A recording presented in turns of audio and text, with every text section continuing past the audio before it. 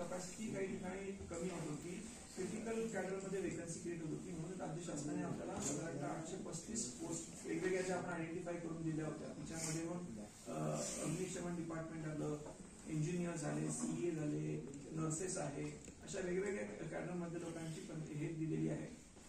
Even काही classroom अधिकारी पण आहेत. तर असे सगळे आणि दुसरा की सर्व मशिनरी चालू असतात. तिसरा तिथे जे प्रोसेस करून मटेरियल जमा झालेलं आहे ते उचललं जात नाही आणि काही कर्मचाऱ्यांच्या फॅसिलिटीज बद्दल इश्यूज होते.